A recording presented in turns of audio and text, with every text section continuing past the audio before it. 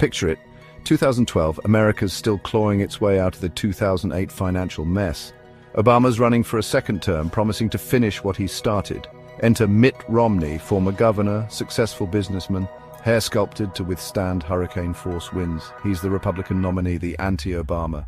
All about fiscal responsibility and smaller government, you know, the classics. Romney's pitch was simple.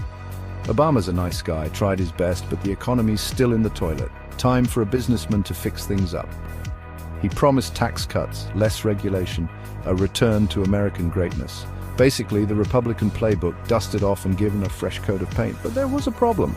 See, Romney, with his multiple houses and Cayman Islands investments, came across as, well, a little out of touch. Like that one friend who shows up to a potluck with a single grape claiming they're on a cleanse.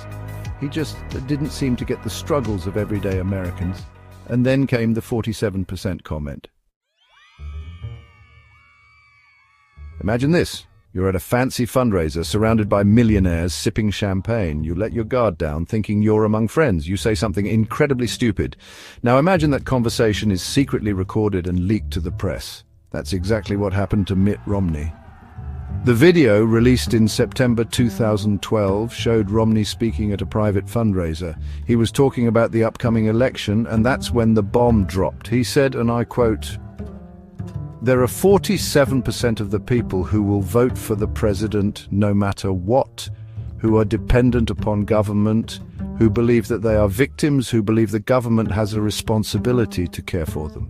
He went on to say that these people don't pay income taxes and that he'll never convince them they should take personal responsibility and care for their lives.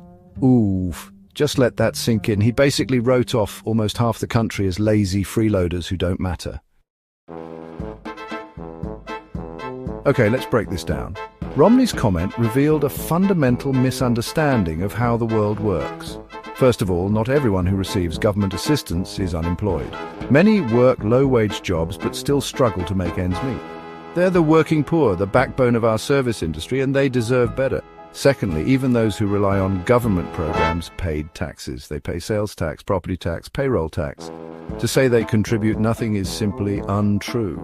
It's this kind of thinking, this us versus them mentality, that creates such a toxic political climate. Romney's words weren't just factually wrong, they were morally bankrupt. They exposed a callous disregard for struggling Americans. A belief that some people are just more deserving than others. It's the kind of attitude you'd expect from a feudal lord, not a presidential candidate. Section 4. Media Firestorm. From Fox News to MSNBC, everyone's talking. Unsurprisingly, the reaction to Romney's comments was swift and brutal. The media had a field day, dissecting his words and debating their significance. Liberal outlets like MSNBC were apoplectic, accusing Romney of being out of touch and elitist. Conservative outlets like Fox News tried to downplay the comments, claiming they were taken out of context. But the damage was done. The 47% gaffe became a defining moment in the campaign, a shorthand for Romney's lack of empathy. It dominated news cycles for weeks, overshadowing his message and alienating potential voters. Even some Republicans distanced themselves from his remarks, recognizing the political damage they inflicted. Section 5. Obama's counter-compassion versus contempt for Americans. Now, Obama wasn't exactly known for his fiery rhetoric. He was more of a reasoned argument kind of guy, but even he couldn't resist the opportunity to capitalize on Romney's blunder. In speeches and interviews, Obama hammered home the message that Romney was out of touch with the struggles of ordinary Americans. He contrasted his own upbringing with Romney's privileged background, emphasizing his understanding of what it means to struggle. He spoke about the importance of government assistance for those who need it, framing it not as a handout, but as a hand up. He positioned himself as the candidate who believed in the American dream for everyone, not just the wealthy few. Section 6. Election fallout. Did the 47% sink Romney's battleship? The 2012 election was close, but Obama ultimately won a second term. While it's impossible to say definitively whether the 47% gaffe cost Romney the presidency, it certainly didn't help. It reinforced the perception of him as an out-of-touch elitist, someone who didn't understand or care about the struggles of ordinary Americans. The Gaffe also energized Obama's base and galvanized support among demographics Romney needed to win over. It highlighted the stark choice facing voters: a president who understood their struggles or a challenger who seemed to look down on them. Section 7. The GOP's identity crisis, still grappling with Romney's ghost. The 47% gaffe had lasting consequences for both Romney and the Republican Party. For Romney, it cemented his image as a wealthy businessman out of touch with the concerns of everyday Americans.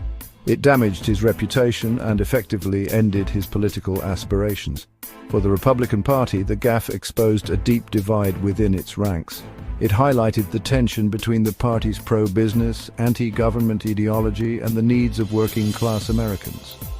It forced the GOP to confront a difficult question. Could it continue to be the party of the wealthy and still appeal to a majority of Americans?